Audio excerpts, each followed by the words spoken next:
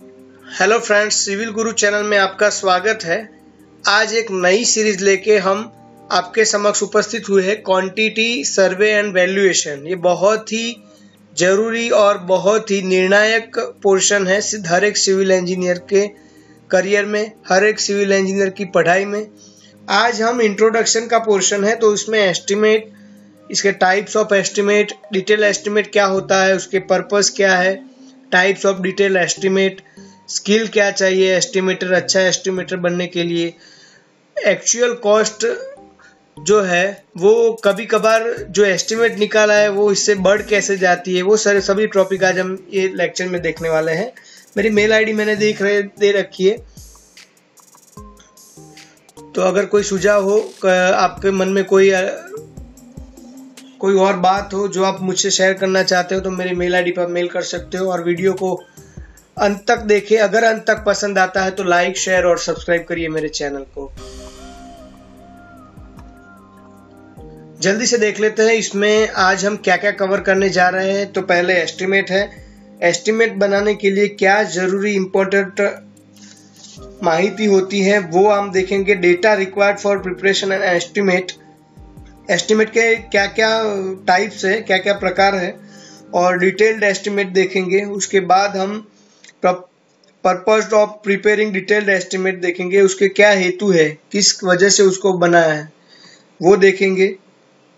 फिर types of detailed estimate, skill of good estimator, duties of a quantity surveyor और estimator, reason of actual cost exceeding estimate cost. तो इतने points हम देखने जा रहे हैं।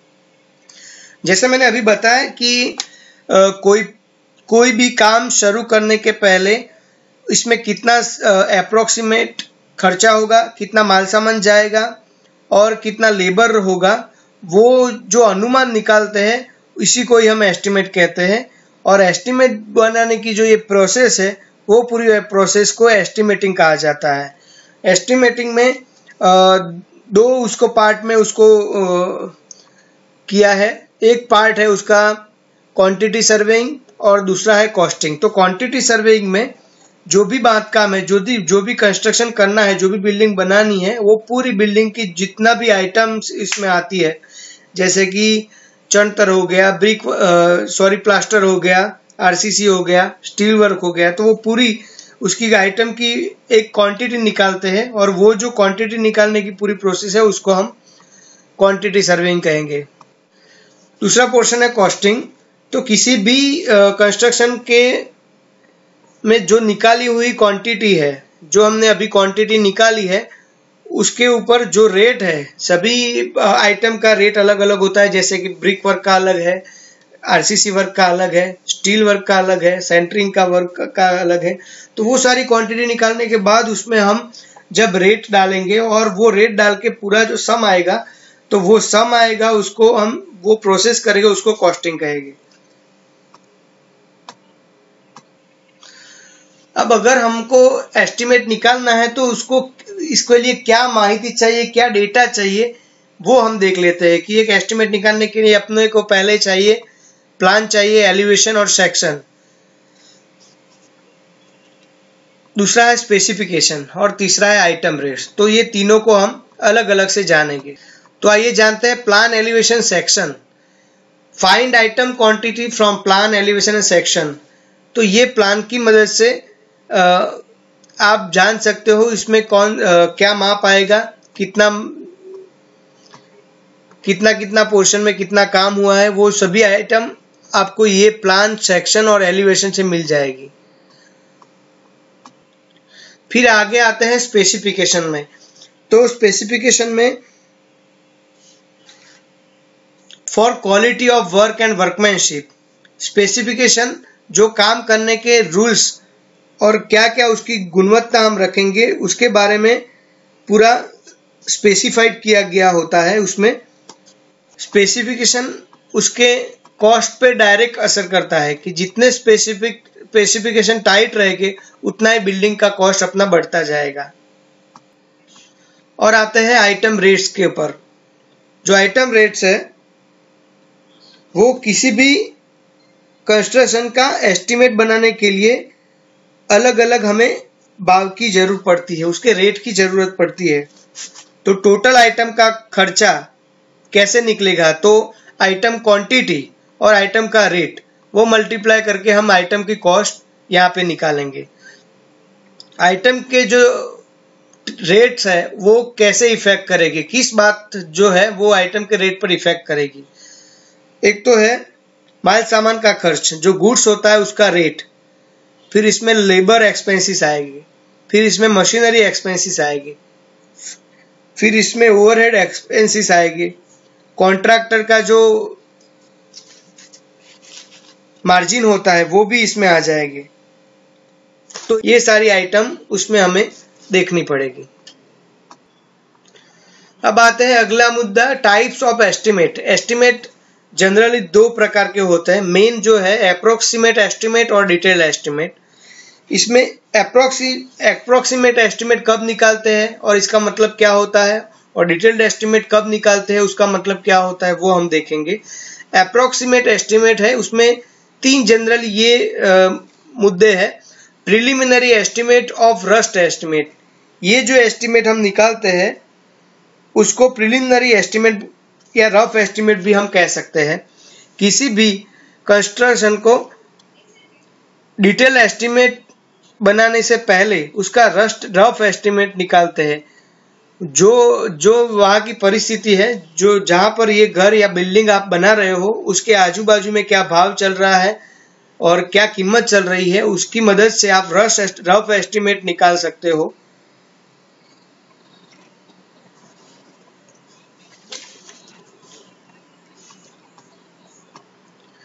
जैसे कि हमें एक रफ आइडिया मिले कि ये बांधकाम की ये बिल्डिंग बनाने के लिए हमें कितने पैसे की जरूरत है, क्या माल सामान जरूरत है, क्या मशीनरी की जरूरत है, तो ये हम पहले रफ एस्टिमेट से निकाल सकते हैं। रफ एस्टिमेट उसमें टाइम भी कम लगता है और हमें ऊपर से एक ख्याल आता है कि हमारी बिल्डिंग में कितना कॉस्ट होने वाला है।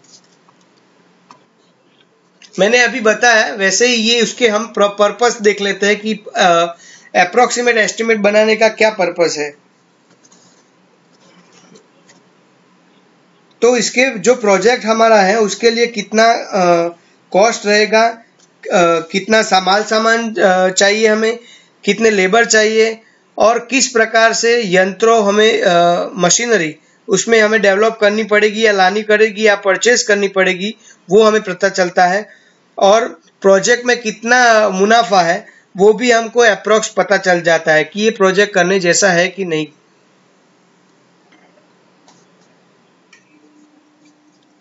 तो ये वन टाइप उसमें आ गया, preliminary study of the project. अब आता है एडमिनिस्ट्रेटिव अप्रूवल, क्योंकि अगर गवर्नमेंट प्रोजेक्ट है तो उसमें अप्रूवल लेने से पहले हमें एक रफ एस्टिमेट निकालना पड़ेगा, ताकि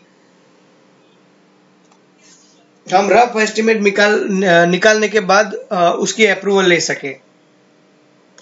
तीसरा जो है उसमें to check the rationality of investment, या जो भी हम प्रोजेक्ट के लिए जो इन्वेस्टमेंट कर रहे हैं तो वो खर्चा जो कर रहे हैं, जो प्रोजेक्ट में हम इन्वेस्ट कर रहे हैं, तो वो जो अपनी मूडी है उसमें 6% से ज्यादा हमें कमाई दे सकता है प्रोजेक्ट की, नहीं दे सकता है, ये हमें रफ एस्टिमेट से पता चलता है।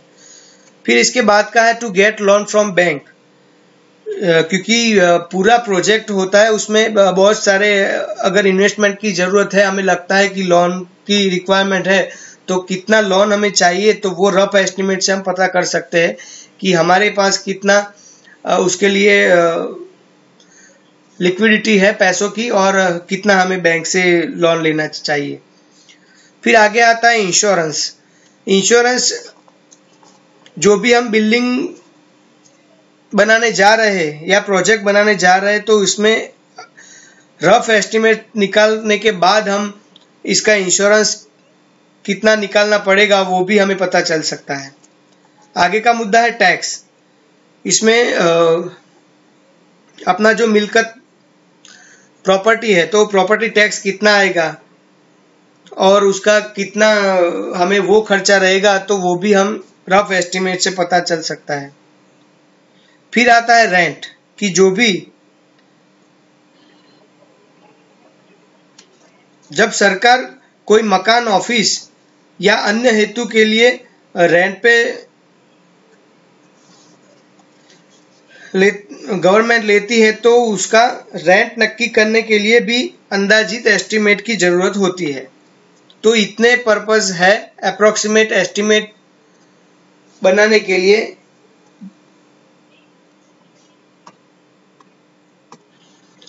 अब आगे आता है डिटेल्ड एस्टीमेट। रफ एस्टीमेट हमारा बन गया, रफ एस्टीमेट से हमें जो काम करने थे, जो पर्पस सॉल्व करने थे वो हो गए। तो अब आते हैं डिटेल्ड एस्टीमेट में। डिटेल्ड एस्टीमेट में क्या क्या उसमें पॉइंट्स आते हैं वो देख लेते हैं। Detailed estimate prepared by plan, elevation and section. जैसे आगे हमने देखा कि डिटेल्ड एस्टीमेट बनाने के लिए हमें ड्राइंग्स चाहिए। Divided into items and calculate all quantities. तो उसमें से प्लान, एलिवेशन और सेक्शन में हम अलग अलग आइटम में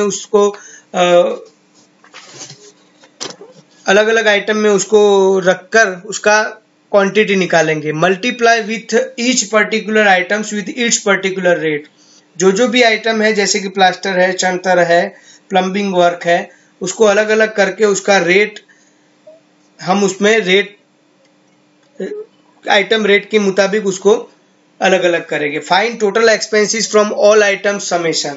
जो टोटल एक्सपेंसेस हुआ उसका हम समेशन करेंगे, और जो समेशन आया उसके ऊपर कितने कुछ चार्जेस हमें ऐड करने होते हैं वो देख लेते हैं कि हम 3 से 5% ऐड कर सकते हैं उसकी कंटीजेंसी से के लिए। कंटीजेंसी क्या होता है वो भी हम देख लेते हैं। जो टोटल एक्सपेंसेस हुआ इसमें 3 से 5% हम उसको ऐड कर सकते हैं। वो कोई कोइंसिडेंस, आकस्मिक खर्चा जो होता है जिसकी गिनती हमने नहीं की है, लेकिन मौसम की वजह से, कोई काम की वजह से, लेबर की वजह से अनएक्सपेक्टेड जो एक्सपेंसेस होते हैं उसका हम ऐड 3 से 5% करेंगे, और 1 to 2%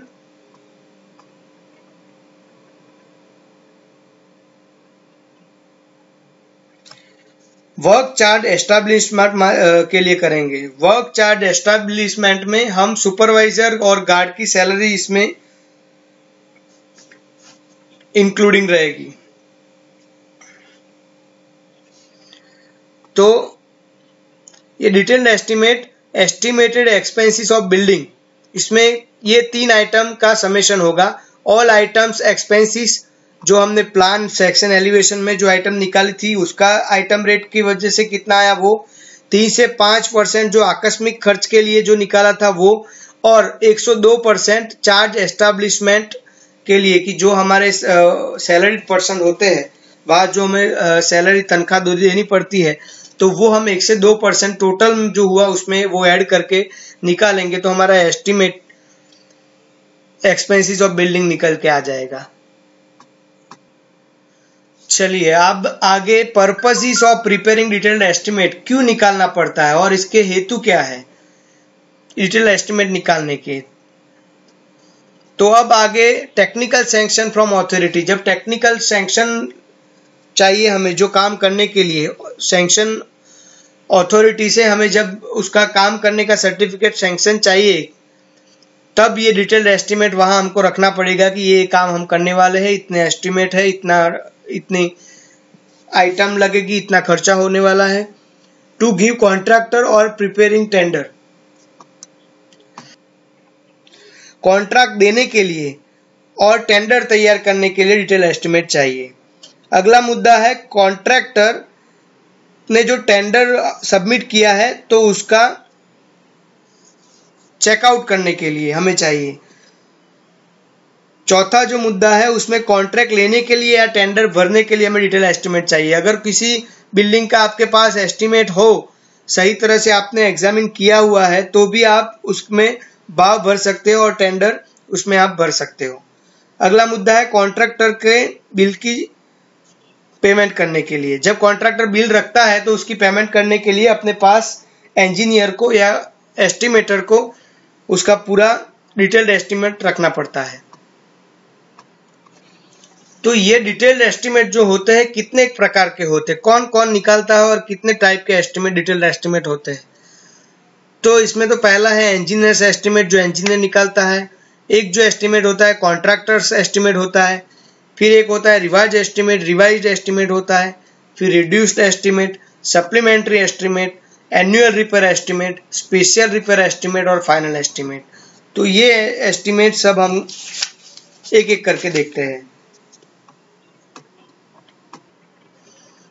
मेरे ख्याल से इसमें 2 पॉइंट हम कवर करना रह गए थे। To give guidance in ongoing work, हमारे पास अगर डिटेल एस्टिमेट होता है तो चालू प्रोजेक्ट में हम उसमें गाइड कर सकते हैं सुपरवाइजर को, इंजीनियर को। और कंट्रोलिंग ऑनगोइंग वर्क, अगर चालू काम में हमें पता चलता है डिटेल्ड एस्टिमेट होता है तो हमने क्या एस्टिमेट निकाला हुआ है और अभी खर्चा, अभी वर्क प्रोग्रेस क्या होता है, तो उसमें कंट्रोलिंग अगर करना है तो भी हम कर सकते हैं। अब आते हैं टाइप्स ऑफ डिटेल्ड एस्टिमेट में। तो उसमें पहला है इंजीनियर का एस्टिमेट। इंजीनियर के एस्टिमेट में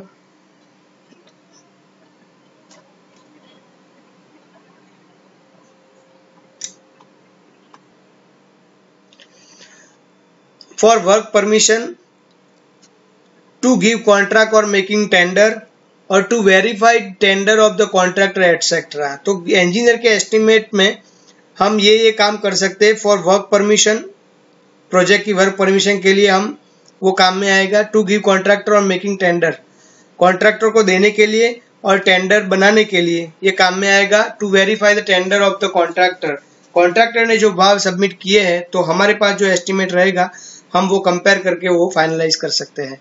आगे आएगा कॉन्ट्रैक्टर का एस्टिमेट, उसमें हम टेंडर, कॉन्ट्रैक्टर जो बनाता है वो एस्टिमेट के हेतु है।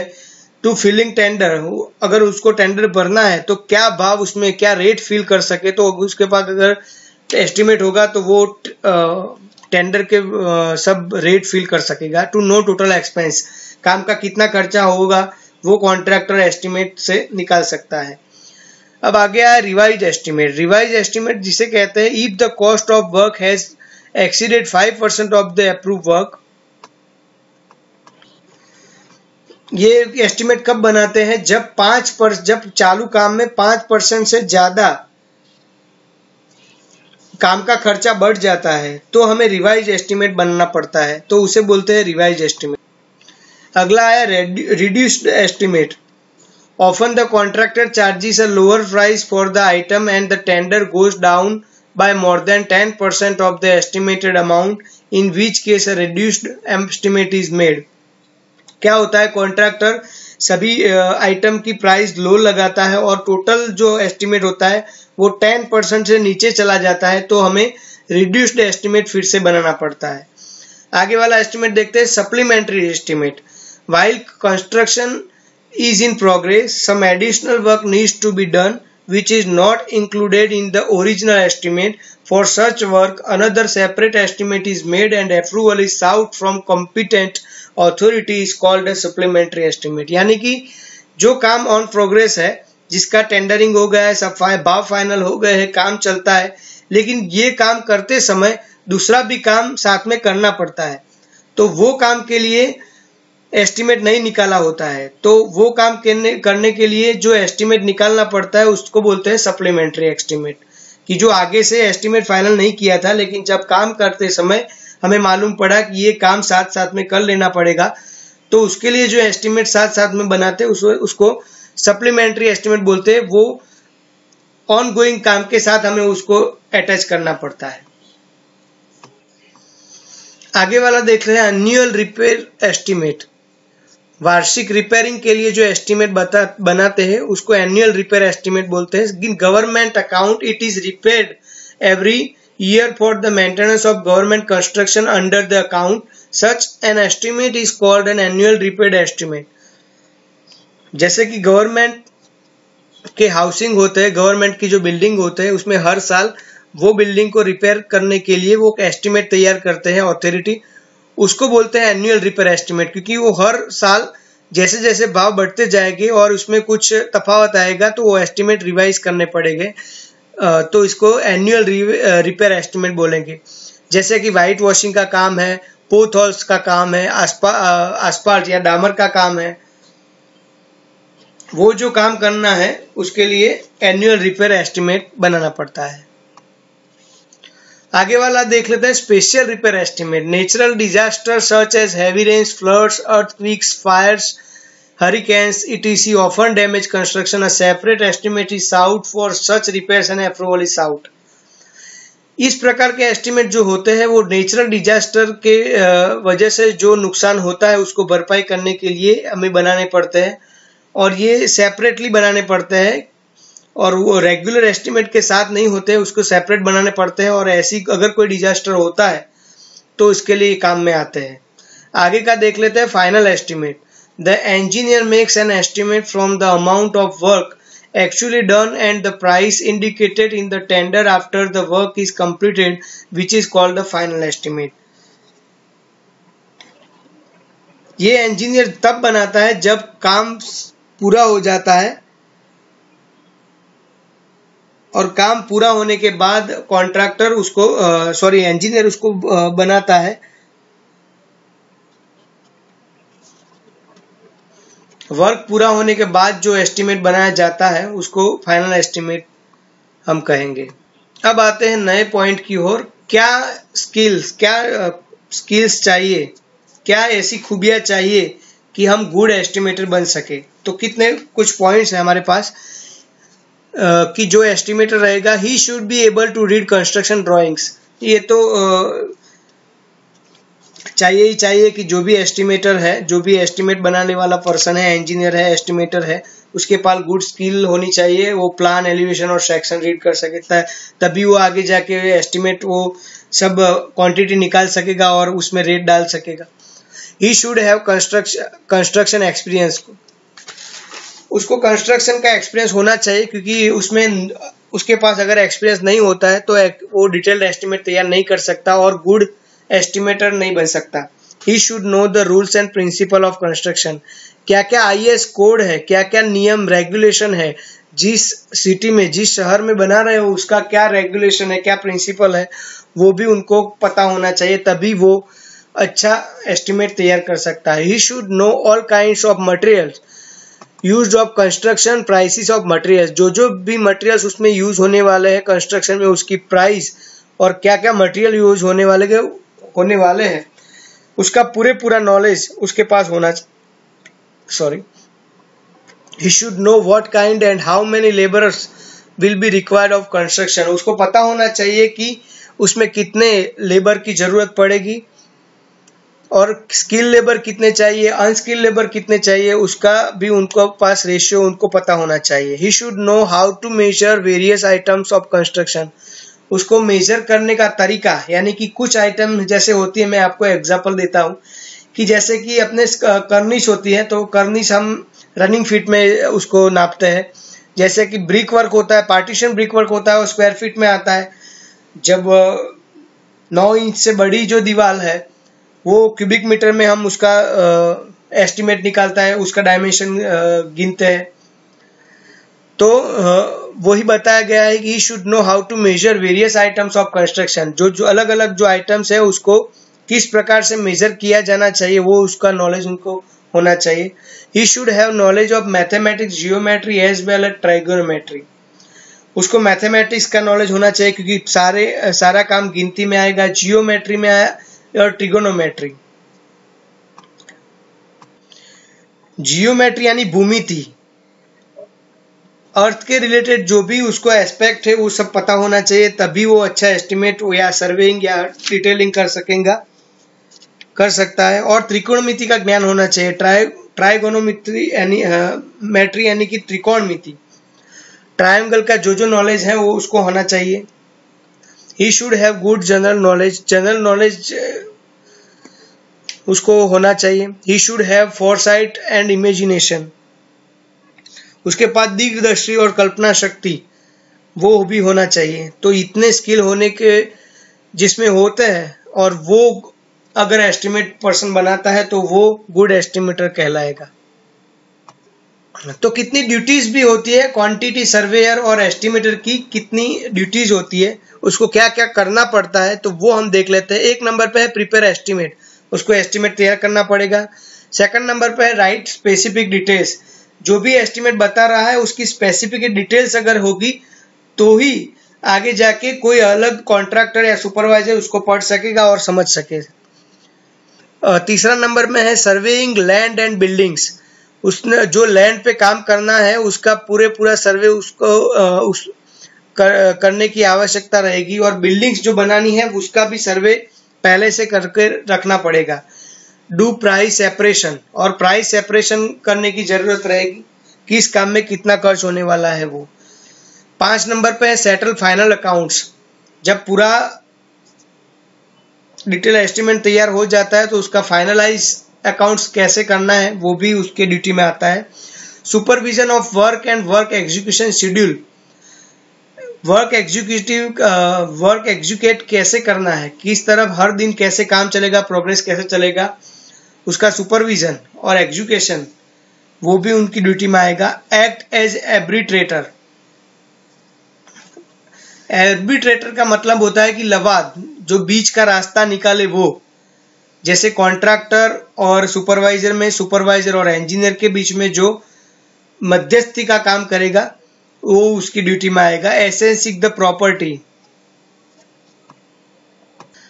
जो प्रॉपर्टी है उसका मूल्यांकन करना, क्योंकि हर साल प्रॉपर्टी का भाव बढ़ते जाते हैं, तो वो जो एसेंसिंग है उसका नॉलेज उसके वो ड्यूटी में उसका रहता है। Give advice about construction cost to architect and local authority, उसको एडवाइस देनी पड़ती है कंस्ट्रक्शन कॉस्ट की, जो आर्किटेक्ट होते हैं उसको और जो लोकल अथॉरिटी है उसके ऊपर उनको एडवाइस देनी पड़ेगी, वो भी उनकी ड्यूटी में आएगा। अब लास्ट वाला पोर्शन है reasons of actual cost exceeding estimated cost. पहले मैं ये समझा लेता हूं कि ये क्या है। कई बार ऐसा होता है कि एक एस्टिमेट तैयार करने के बाद जब काम पूरा होता है तो क्या होता है कि वो जो एस्टिमेट निकाला होता है, एस्टिमेट निकाल के जो खर्च फाइनलाइज किया होता है उससे खर्च बढ़ जाता है। तो वो किस किस कारण से बढ़ जाता है वो कारण हम इसमें जानेंगे। Not enough care has been taken in making estimate, जब एस्टिमेट बनाया गया है उस टाइम जो अगर केयर नहीं रखी गई है, कोई सभी डिटेलिंग बराबर चेक नहीं किया या कुछ प्लानिंग में मिस्टेक हो गई या प्लान देखने में मिस्टेक हो गई, तो एस्टिमेट गलत बनेगा और खर्च हमको लगेगा कि ये एस्टिमेट से ज्यादा खर्च हो गया। दूसरा पॉइंट है prices of goods and labour have gone up after the estimate was made. क्या होता है कई बार प्रोजेक्ट 2 साल 3 साल 4 साल तक चलते हैं, जब एस्टिमेट बनाया होता है तो उससे 3 साल और 4 साल के बाद जो एस्टिमेट निकालने वाले पर्सन है उसने जो भाव प्रीफर किए और जो एस्टिमेट में भरे उसे कई बार बढ़ जाते हैं, उसकी वजह से भी गलत निकलता है और कॉस्ट बढ़ जाती है। Some items are left to be included when creating an estimate, कई बार ऐसा होता है कि एस्टिमेट बनाते समय इतनी सारी आइटम्स होती है तो कई बार कुछ आइटम एस्टिमेटर से अवॉइड हो जाती है या रह जाती है, इसकी वजह से जब फाइनलाइज होता है काम का तो वो काम का खर्च बढ़ जाता है। Modified the design during construction, क्या होता है कई बार जो प्लानिंग के मुताबिक जो प्लान के अनुसार एस्टिमेट ने एस्टिमेट निकाला है वो काम चालू होता है तो आर्किटेक्ट या स्ट्रक्चर डिजाइनर या इंटीरियर डिजाइनर या अथॉरिटी उसमें कुछ मॉडिफाइड करते हैं, प्लान चेंज करते हैं, तो इसकी वजह से एस्टिमेट में कॉस्ट ज्यादा बढ़ जाती है। The depth of foundation has to be increase during construction, ये भी एक मुद्दा है कि जो एस्टिमेट ने फाउंडेशन की जो डेप्थ थी, या समझ लो मैं एग्जांपल आपको देता हूँ कि एस्टिमेट निकालते समय एस्टिमेटर ने 5 फीट या 6 फीट तक उसने फाउंडेशन गिना होगा, लेकिन जब स्ट्रक्चर इंजीनियर ने उसका सैंड का रिपोर्ट जब देखा, soil SBC soil bearing capacity देखी और उसको लगा कि नहीं 6 feet is not enough for this building, तो वो 7 फीट या 8 फीट तक फुटिंग फाउंडेशन नीचे ले जाने को बोलता है। तब वो जो गैप आता है जो 2 या 3 फीट का, वो पूरे बिल्डिंग में जो गैप आएगा उसके लिए वो एक्चुअल कॉस्ट से बढ़ जाएगा।